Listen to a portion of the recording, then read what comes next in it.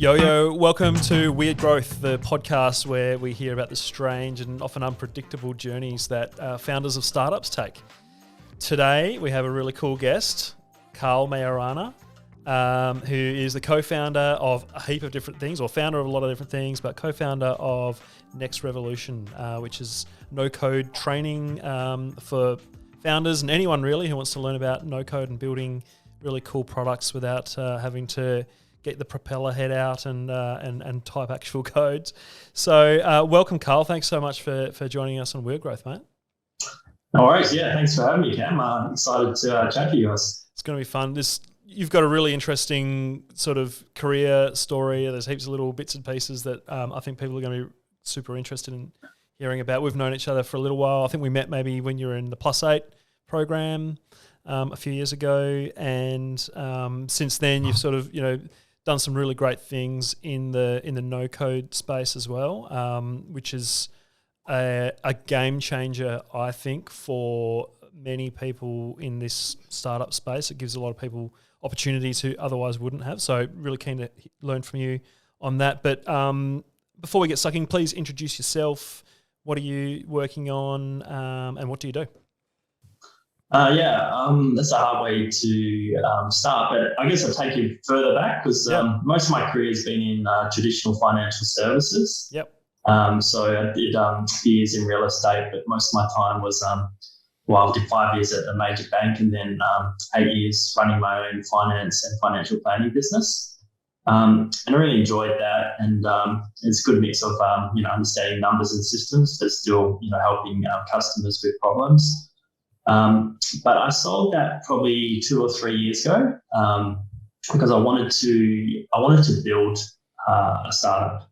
I've always been curious and attracted to the kind of the fast nature of startups and problem solving and building something from scratch. So I didn't really have a great plan about what I was going to do or what startup I was going to do. I just started getting involved in things. And that's probably where I met you. Even before +8, I think probably started going to startup weekends and probably met you and a few of the other guys through that. Yep. But after that, I kind of mixed in the industry. I found a dev that I partnered up with, and we were working on a prop tech startup called BuyerUp. And through that, that's what we got into +8 2020. And that was really interesting time because that was just as COVID broke. It was really kind of everyone was getting used to getting on Zoom and doing things via Zoom, and it felt like we didn't get full +8 experience, even though they tried really hard. They was still kind of building a playbook as we went. Yeah. And the full experience was like a trip over to Silicon Valley. Yeah, we missed all that. We were supposed to go to Singapore. Yeah, but unfortunately we missed that. And we still got lots of learnings out of it, and it was a tricky time with the prop tech business as well because real estate agents didn't want to talk to us. They kind of were going into like protection mode, trying to understand how they could get people through homes and all that kind of stuff. Just as a reminder, what was BuyerUp all about? BuyerUp was basically an app that helped real estate agents to collect buyer inquiry and do analytics on the inquiry, so they could find out who are the most likely buyers for certain properties, but then also who are the buyers who have houses to sell. So the challenge with that was our customer was a real estate agent, but the main benefit was going to the buyer as opposed to, they would get to create a profile and get better service. But we still had to demonstrate to the agent what's in it for them because they're the ones paying. Yeah. So we got a couple of customers from that, but I guess it ended up being like a nice to have product as opposed to a must have product. So we really struggled with traction and just getting more and more signups. So it's still alive, but it's not many hours a week going into that. But the learning experience from that was enormous. It was totally outside the comfort zone. I first kind of look at building a product with a full stack dev. So we kind of built everything, with JavaScript, and I kind of learnt all those kinds of things. But halfway through the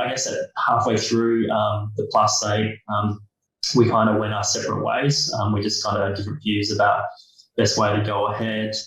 And I had to find another dev. So that took me another 3 months to find another dev. And I found a dev at Pitch for Talent, like Morning Startup. Oh, yeah, right. It's like the reverse. So that was really cool, Yeah. a cool experience in the Perth scene. And that probably took another 3 months for them to finish off the product. And they did a great job as far as building the product and, getting our first paying customers and everything.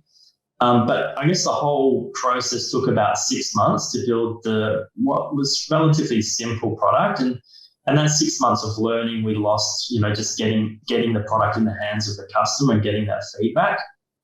And I guess through that experience, I wanted to learn about how we could do that quicker. And that's kind of when I discovered No Code. And I guess the irony is, 2 years later, all the things I've learned in No Code, I probably could have built a version of that same product in about 2 weeks. That would have done about 95% of the same thing. Wow. Yep. As opposed to 6 months, and I had to give up a big chunk of equity to the developer to build it. And you could have done that yourself rather than hiring. Yeah, I can now. So I could build about 95% of the same product with No Code tools in about 2 weeks now. Wow. Yep.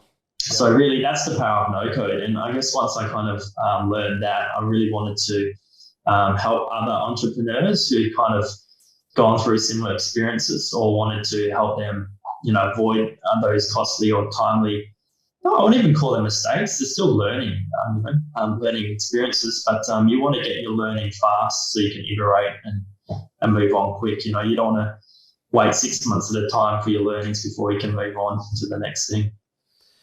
That's awesome, Carl. Little quick pop quiz that we ask at the start of each episode is if you were to start a new business from scratch today, what would it be, or what customers would you be serving, or what industry would you be looking at? Yeah, great question. So I answer 2 ways. I guess the first one is the business that I'm currently building with a good friend of mine, Elizabeth Knight, and that's Next Revolution. We're probably going to change that name to No Code Revolution. Cool. It's probably just a better fit. You heard it here first, folks, on Weird Growth. Yeah, Next Revolution, right. First No Code so I have to Revolution. get onto that and change it now that it's live. But yeah, probably better for SEO and better fit. But essentially that business is myself and Elizabeth building training materials, videos, or running seminars, or even doing one-on-one build it with customer type arrangements on how to build products or MVPs with no-code tools. Super exciting. Yeah. And then you said there might be a second angle to the answer? Oh, yeah. On the other one I was going to do, so that's something I'm currently already doing, but given my whole career and I guess most of my knowledge base is in financial services, the other thing I'm really excited about and exploring at the moment is DeFi, or decentralized finance, which is really in the crypto world. Yeah. And I was really slow to come around to crypto. A lot of clients, when I had my finance business, they wanted advice on crypto, and I'd often say I'm not interested. It's just speculation. But it's very hard to make money unless the asset goes up. But a couple of things have changed since. Now you've got proof of stake, so you can actually earn an income from just holding the asset. Yep. And it's a much more mature industry now. Still very much in its infant stage, but there's a lot of exciting things happening with the applications and the way you can kind of move money around, and then you can do smart contracts. So I'm exploring that world, and I've got a couple of ideas that I might investigate. The term DeFi is something is becoming vogue the last year or so. What does it really mean to you? Well, decentralized finance. So I guess the main thing is the traditional finance source is a few big entities controlling things. So it happens in a very centralized way. And that means there's a lot of intermediaries or middleman taking,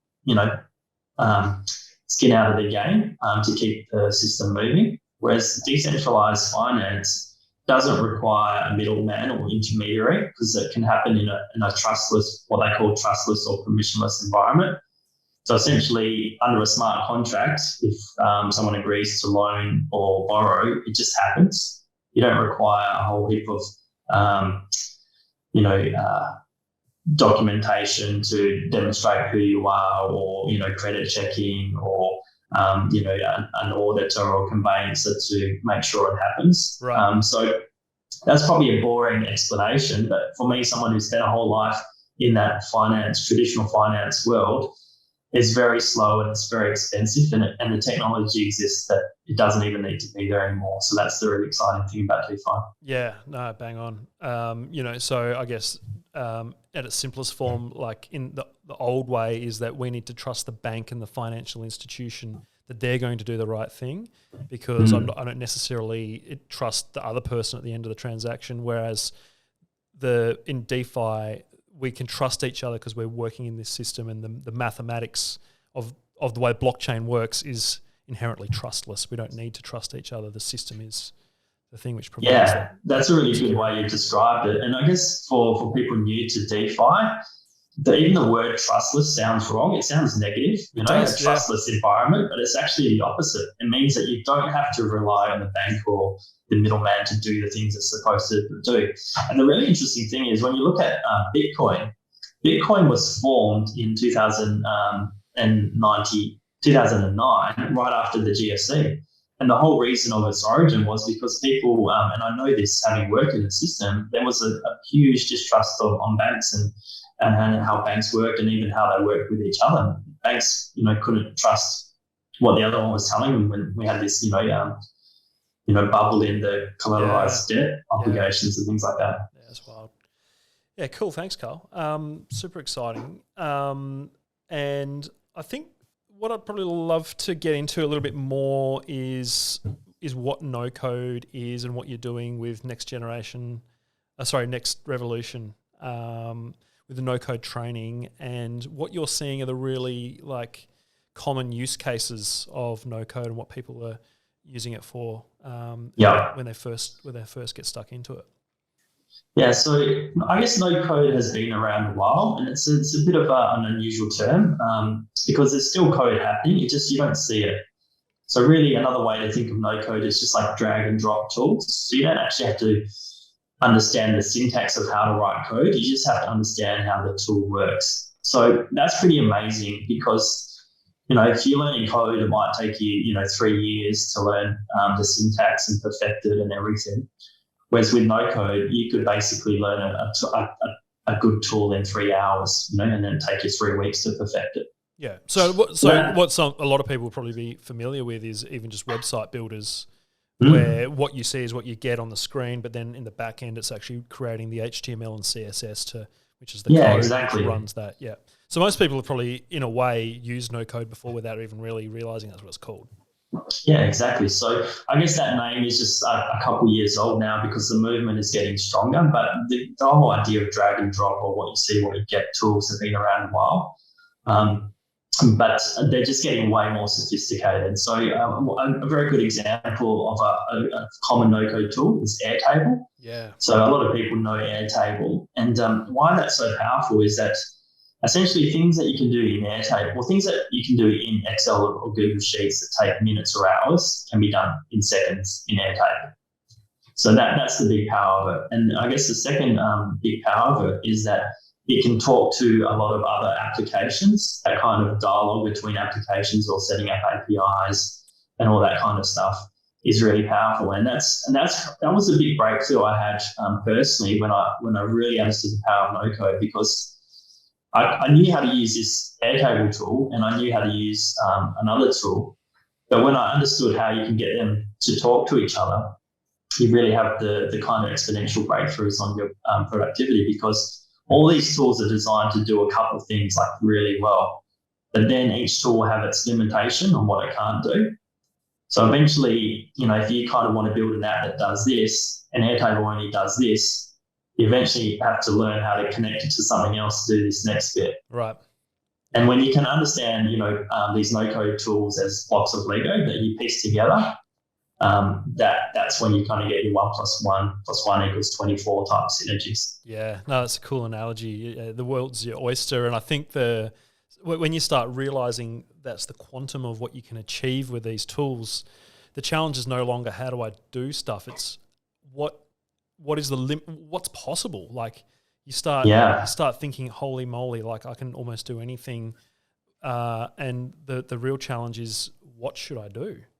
Exactly. And that's a bit of a brain explosion, like you said, because people who, anyone who has an idea can build a version of that idea with No Code.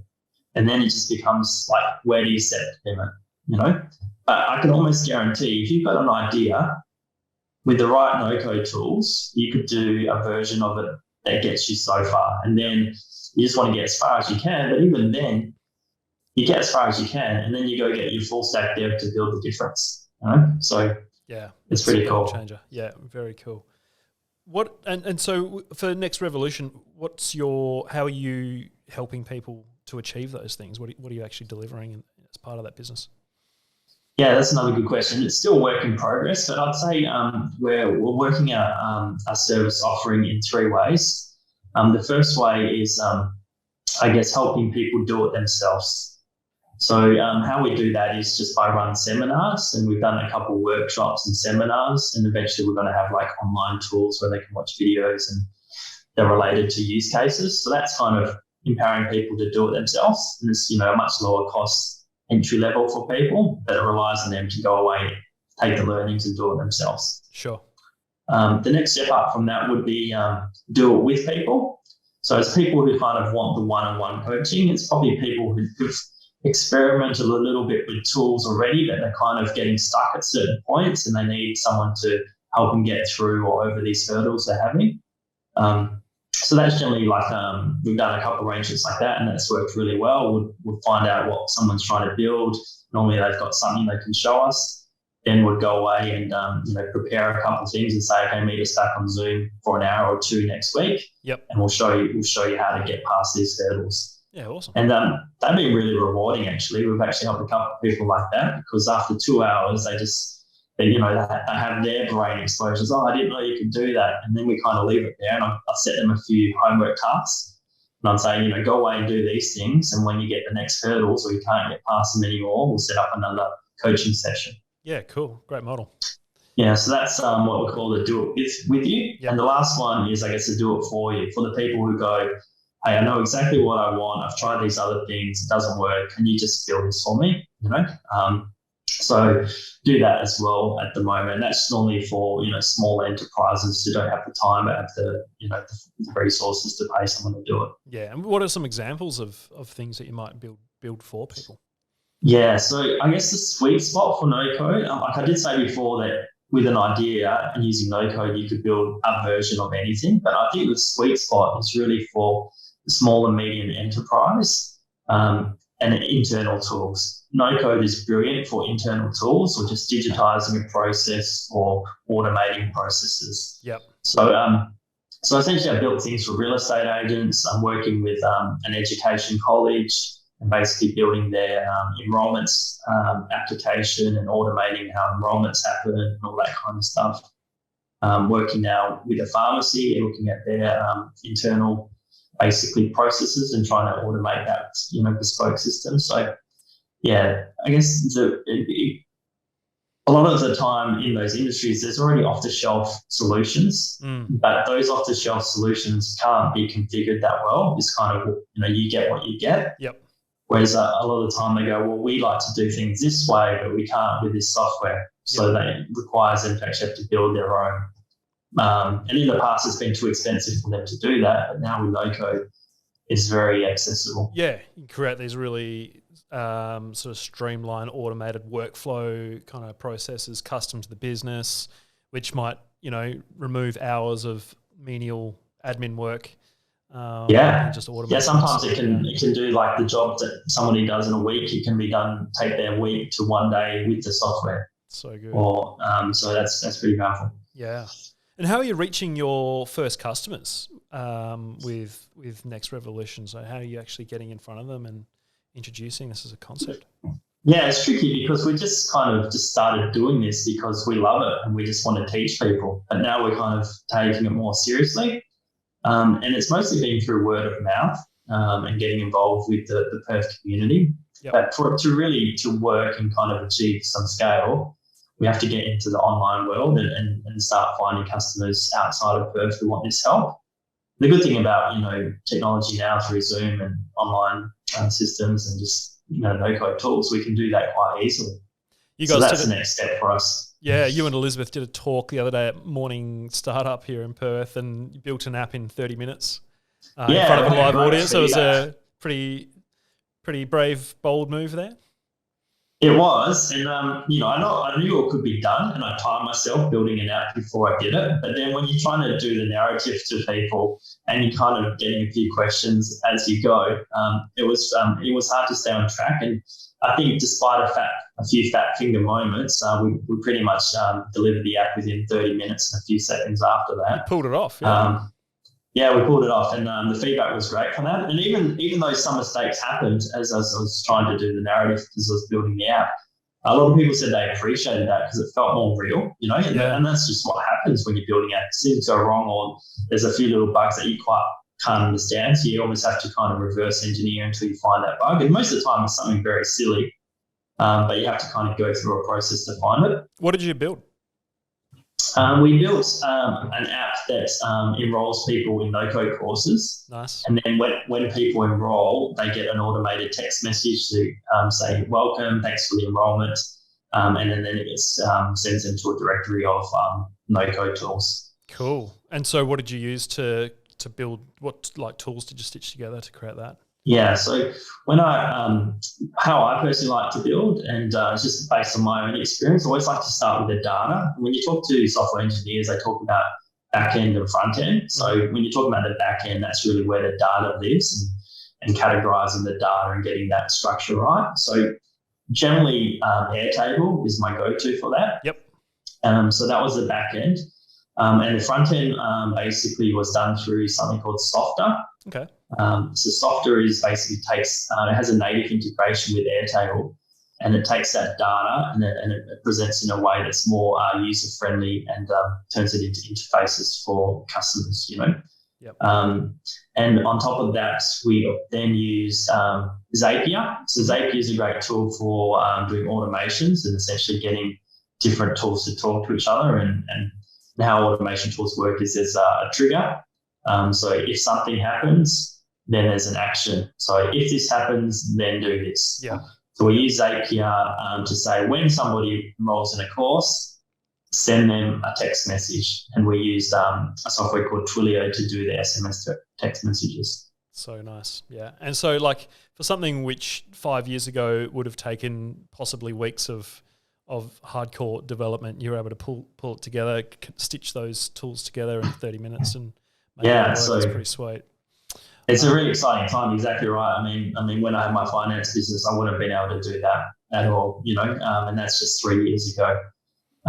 So it's come a long way in a small amount of time. That's really cool, mate. Something completely out of left field that I think would be really cool to talk about is your past life as a movie producer / writer. Mm-hmm. I noticed there's a poster over your shoulder behind you there. Can you tell us a little bit about that? Yeah. So you're well informed.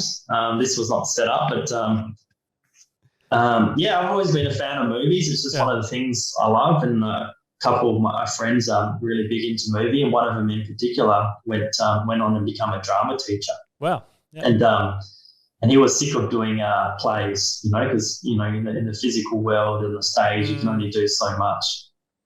Because we used to talk about movies so much, he came to me and said, "Oh, do you want to write a movie with me?" And I was like, "Yeah, sure, a bit of fun, Yeah, why not? Why not?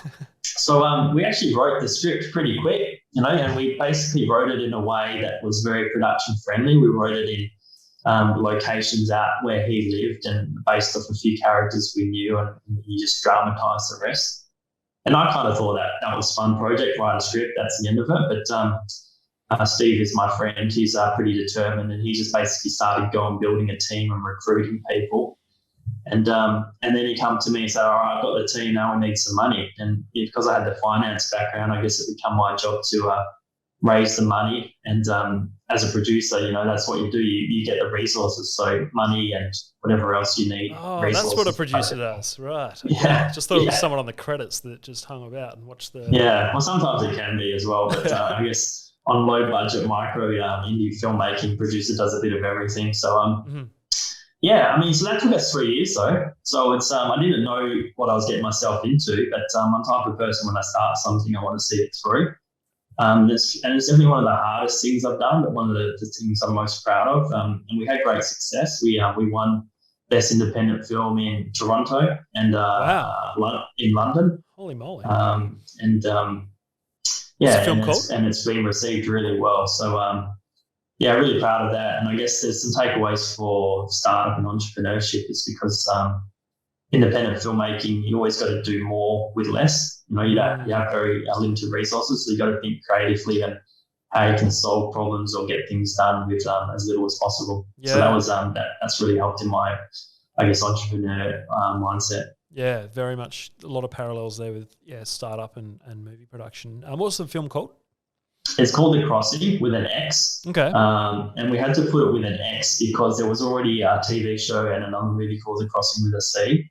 And you can actually have the same film with the same name, but you leave yourself open to what's called title clearance debate. And we just had no resources to fight anyone if they wanted title clearance, so we just changed it. Forgive my sort of naivety, but how do you make money from, so you produced a film, you entered it into competitions, then do you sell it? So we had a theatrical release. Unfortunately, it was released during COVID.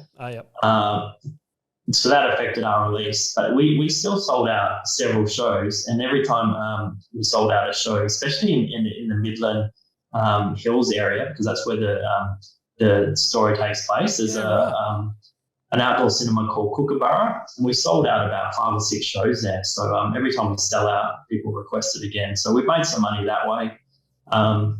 We've just done a deal in America, so we're basically online streaming there.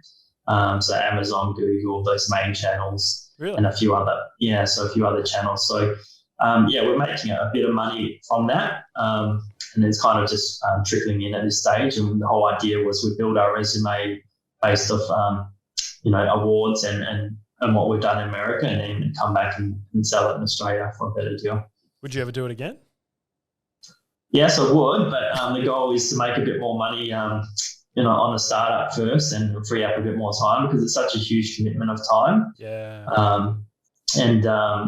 Basically I sold my financial planning business at the end to finish off the film last time, So even though it doesn't take a huge, we made our film for $80,000. So I guess comparative films normally about $1 million. So you can do it for less money, but it just means you have to do everything yourself, and I still owe people favours 3 years on from all the favours I called in to help get us done for $80,000. Maybe you can do a movie about no code. Yeah, that's a good idea. Yeah. I actually thought of a movie idea about crypto called Rugged. I don't know if you know the connotation of being rugged in crypto is when you're kind of subject to a scam, you get rugged. There was this story I saw on Twitter last week that sounded like the plot of a Hollywood film. It was like a hacker figured out how to get into some crypto marketplace, stole all of their coins, and then before anyone knew that their crypto had been stolen, then shorted the coin on the market, but so that when the market found out, and the price collapsed, they would 10x their thing.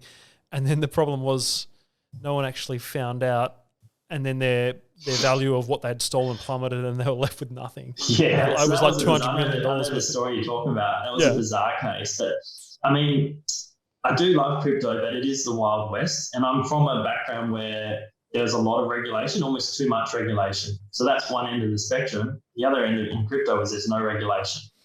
So I actually think some regulation would be good, but not too much. So they're going to get that balance right. But I'll tell you one more interesting story about a really interesting con or scam or rug pull, potentially, allegedly, who knows. But there was this exchange in Canada called Quadrillia or something like that. I can't remember its name. But it was about 4 years ago, and there was 2 founders, and one of the founders was supposedly traveling in Asia somewhere and died. And it's very bizarre circumstances, and I don't even know if anyone can prove that he actually died. Right. But what's relevant with that is he had all the keys to the crypto wallets for the whole exchange. Damn. which just should never have happened, right? Just like in cold storage, like on a piece of paper. Yeah.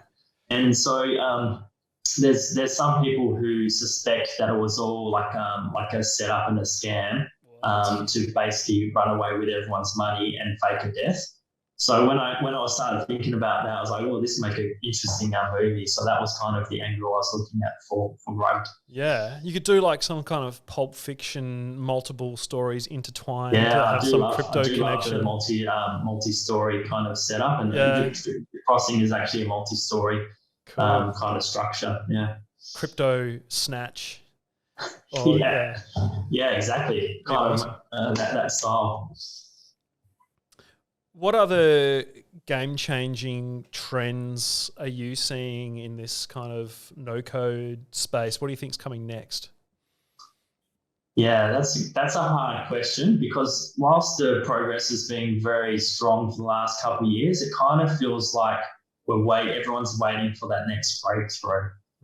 And it's hard to know what that next breakthrough will be. So I'll give you a couple ideas of where it could be. So one might be something like a Web3, a no code that does Web3, or even no code that does blockchain. Oh yeah, so you can run up your own like cryptocurrency or something without needing all. Potentially, to me that still seems so far away. Just because blockchain is such a new technology and no code is almost a new technology in itself. It's like two brand new technology you have to merge at the right time, and it just seems like very low odds of happening. But that's something, even small breakthroughs in either that Web3 or blockchain or crypto or NFT could be a big game changer. Yep. But I would say it'd probably be more like incremental innovations. Like the best by far no-code tool that can do the most is the most sophisticated. It's called Bubble. And I know we've spoken about Bubble before, and you've built things on Bubble. Yep. But it's still relatively hard to learn in no-code sense, compared to code, it's not as hard, but most no-code tools that are very powerful can be learned in a couple of hours. Bubble will probably still take you a couple of months to learn it properly. Yeah, it still requires some fundamental understanding of programming as a sort of discipline, I guess, yeah. Yeah, so if they can get that 3-month learning time down to 3 weeks even, that would be a game changer, because the things you can build clones of Uber or Tinder or Facebook or Twitter on Bubble, which is amazing, right? But the learning curve is still pretty low. Yeah, nice. Thanks, mate. And what do you think's next for you with Next Revolution? I mean, what do you think the potential of what you guys are doing is there? Well, the next revolution is just to start to empower more people. I mean, both Elizabeth and I, we have like kind of this innate need to want to teach. And I don't know if that's hereditary, but both my parents are teachers. Oh, wow. I kind of value teaching and learning very highly. But I'm also, an entrepreneur and a capitalist. I do want to make some money. So it's kind of balancing the right model. How can we teach as many people as possible and still make a bit of money from it? But I would say it's just enough money to, get something back for your time. It won't be the one that's going to,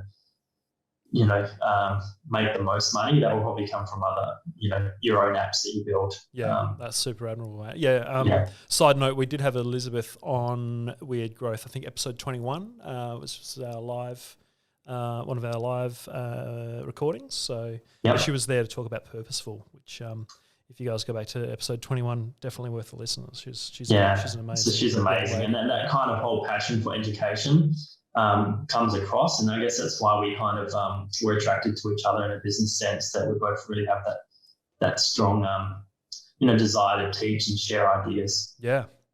So for startup founders or anyone who's just curious, what would you say is a really good way to get started with no code? Where should they start? Yeah, so probably I give you 3 or 4, maybe even 5 tools that you could learn in a couple hours. And with combinations of those tools, you can build a lot of things. So I mentioned Airtable before, being that backend place you store data. So a good test to kind of really understand the power of no code is look at things you do on Excel or Google Sheets, and then go and build the same thing on Airtable, and you'll soon discover that you can build it quicker, and then you can build it better with additional add-on things. Cool. Yep. So that's a great start. Then probably a tool that kind of does like a form building tool. So, things like Typeform or Jotform are really great. Yep. So it's the data collection to push into Airtable. Yeah. So it can be used to push into Airtable or push other places, but it's just got that really great UX where essentially you can build basically an online shop that has responsive design for a mobile phone or desktop or device. With Jotform, because it's got a brilliant swipe style interface. You can add Stripe integration to it to collect payments. You can do all kind of blocks on how you wrangle data and how you kind of do a user experience. So nice. It's pretty powerful. And again, the learning curve on that is very fast. Yeah. Yeah, and likewise with Typeform, it's kind of a much more user-friendly experience. It doesn't even really feel like you're filling out a form. Yeah, Typeform is actually easier to use and it looks nicer and better, but it just can't do as much as Jotform. Sure. So a good exercise is actually do build the same thing on both and just see what you can and can't do on both. Yep. Yeah, nice. So what next? Then you probably go to kind of like a website builder. There's three that I use in rotation. One is called UMSO. Okay, I've not heard of that. And that's really good. Yeah, to me, it's the easiest and fastest and cleanest to build a basic website. Nice. So when I say basic website, that's like a static website that can't really do much. It's kind of like an online brochure with information presented. Yep. And then the next step up from that would be something called Tilda, TILDA. Yep.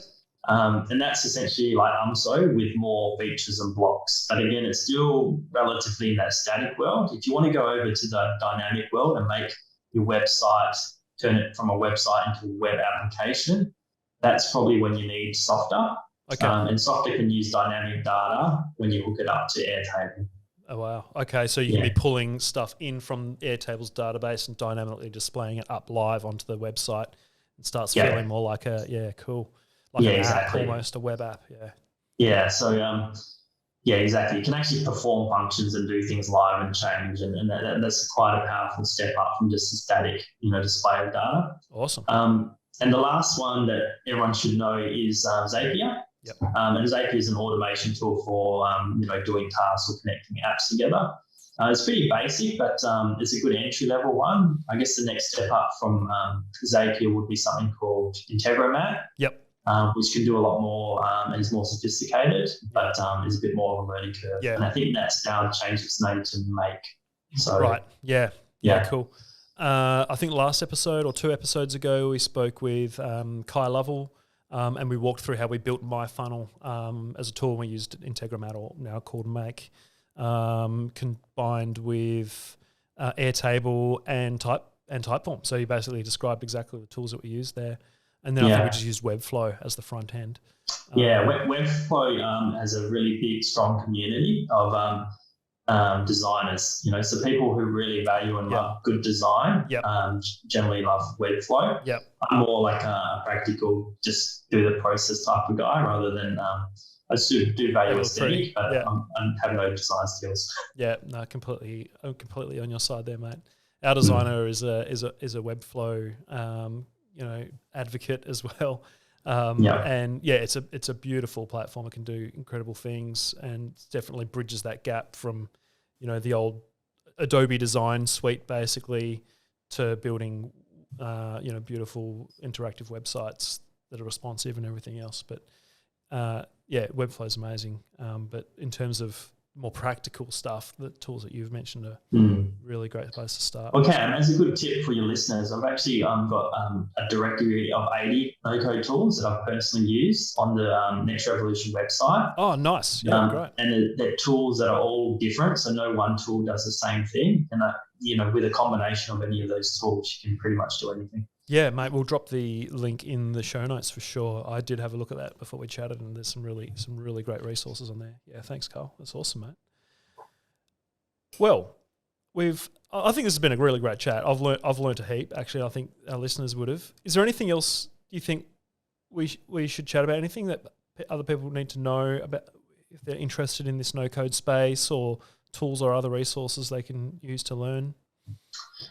Just get involved, start following people on LinkedIn, on Twitter, watch a few YouTube videos, and it won't take long just to start connecting the dots. Yeah. Call it learning, failure learning. So don't be afraid to just make something even though it's not perfect. Yeah. And don't let perfect get in the way of progress. Yeah, the best way to learn these things is just to pick a project and try to figure out a way to build it and feel your way through, and have like end goal in mind. It could just be cloning something else that you like using, but you'll learn so much from doing that. There's no right or wrong way to learn these things. It's just to give it a crack, right? Yeah.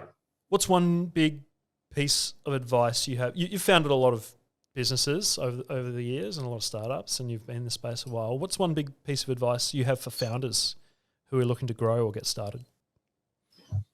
I think just have the right attitude, have the right attitude to be curious and to learn and not expect things to be perfect. Yeah. The whole attitude of incremental improvement, I think, is the successful founders that I see. They just get in there, they roll up their sleeves and they just start, and with a curious nature and a can-do attitude, you generally just start having success if you just stick at it long enough.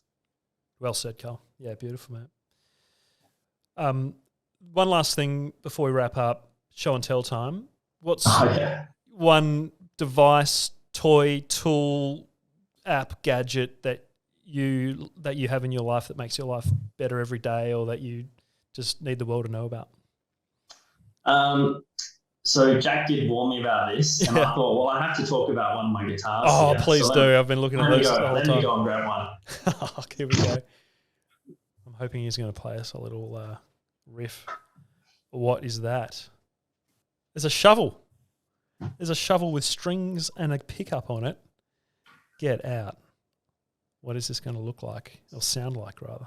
Mate, this is my shovel guitar that I actually made myself. What? And so what's relevant about this? It actually features very prominently in a plot point in The Crossing. No way. One of the characters, he makes guitars out of shovels. This is nuts. And it's kind of a very key part of the movie, and he actually plays it. I'm guessing it sounds like a banjo or something like it. Well, it's a slide guitar, so it's probably not in tune. I don't know if you can even hear that. No, not really. Plugged in. Oh, yeah, you can hear that. Hold it up. That's crazy. The whole idea is that you Oh, okay. slide on it. Yeah. So, damn. Anyway, I can't. No, I could hear that. That's cool. That's really cool. Yeah. So, this was just a fun thing. And again, It's just a different kind of creativity, right? It's thinking outside the square. How you can make guitars interesting and a plot device. Are these things like commercially available, or do you need to be a movie producer to get access to? No, I think if you Google shovel guitar, there's probably make your own kits available. You can buy for $200 or $300. Sick. But really, it's probably only about $30 or $40 worth of equipment. Yep. You could buy a shovel for $5-10, and then you just got to buy one pickup, couple of strings, bridge. Yep. And you just know how to solder it all together. That's cool, mate. Thank you for sharing that. Very nice. I'll have to play it for you another time. Looking forward to it. All right, well, mate, final plug. What should people do if they're keen on getting involved in Next Revolution and No Code?